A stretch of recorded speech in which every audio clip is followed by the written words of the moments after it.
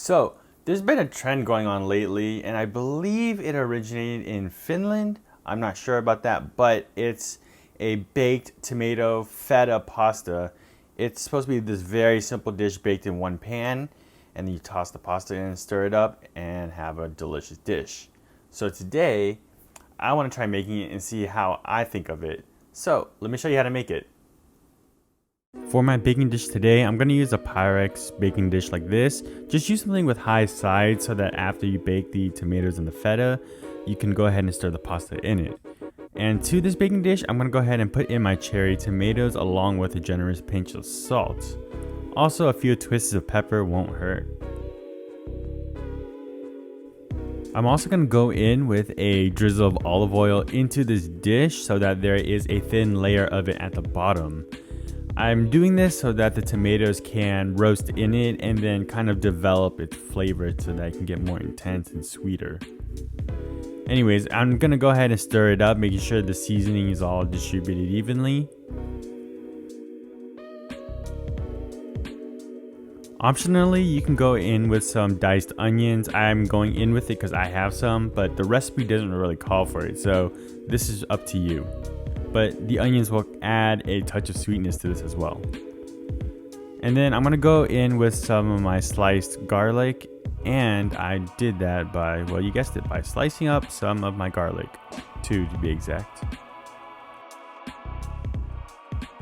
I'm gonna go ahead and stir this up again, making sure that the onions and the garlic are coated in that olive oil.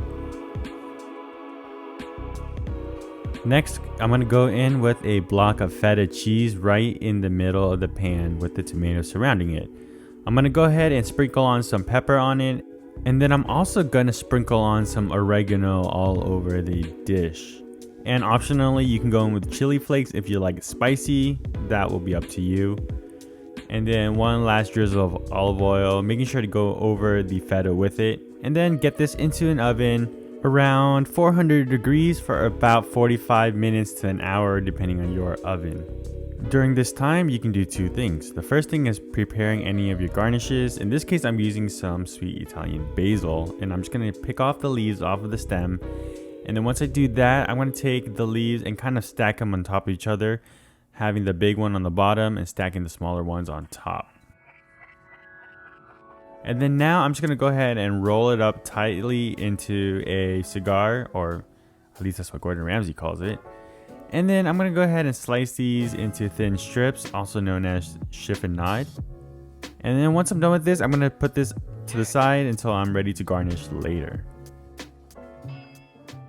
So my feta and tomato is in the oven. It has about 15 minutes left, and so this is when I'm going to go ahead and cook my pasta. And today I'm going to use some orecchiette. You can go ahead and use whatever you like. Just follow the instructions on the back of the package. And you want to time it so that by the time your feta and your tomato is done, your pasta will be done cooking as well, because you don't want your pasta sitting around, because that will potentially overcook your pasta, because we want al dente here.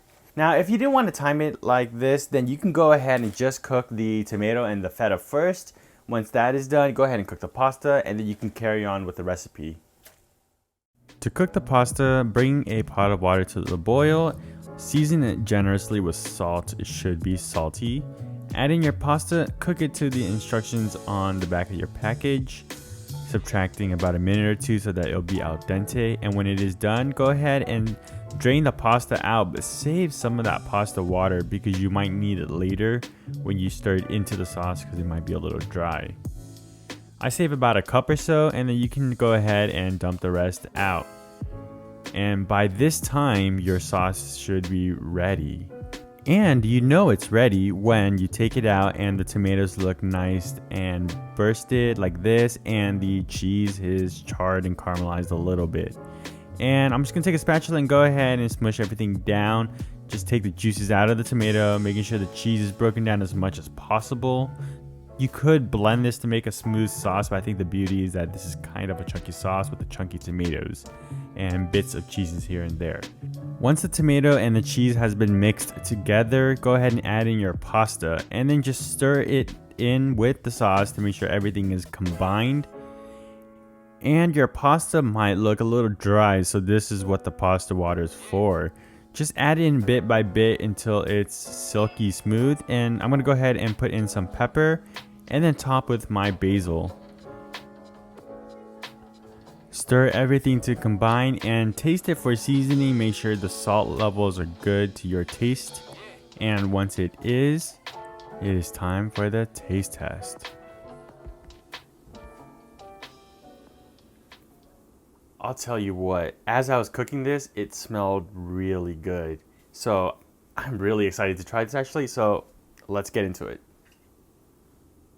Cheers.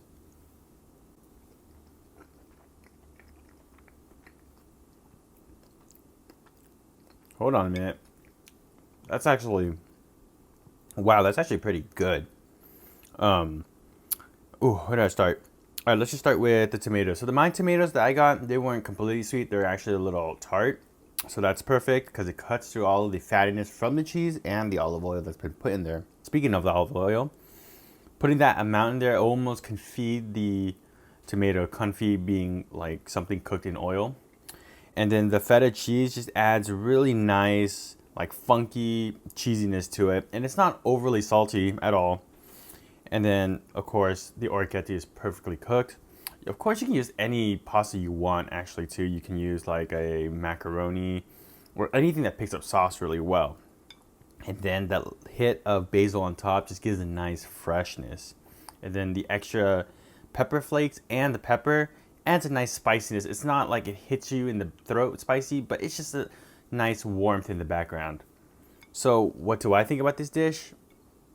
I think it's a success. It's really good. Try this recipe. Let me know how it goes in the comments below. And for more videos like this, hit that subscribe button or that button right there. And for my previous video, go ahead and hit that one right there. And before I log off, hit that like button. I'll catch you on the next one. Thank you. Bye.